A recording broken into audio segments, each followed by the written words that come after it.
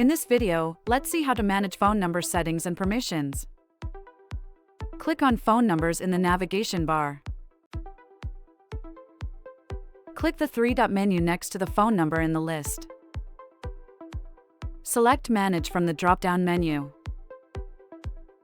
You can update the phone number permissions in this section. If you wish to use this number for automation and campaigns, please tick the box. You can change the forward settings of the number in the Forward Settings section.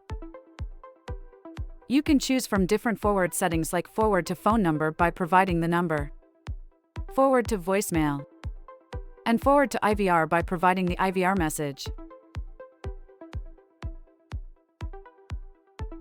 In the Auto Reply section, you can add any text you want to set as auto reply to missed calls.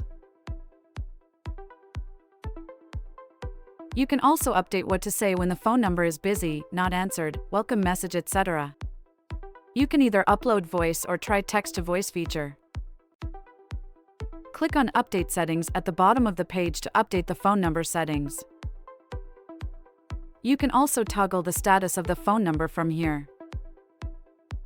That's all about managing phone numbers in Easify Marketing. Thank you for watching.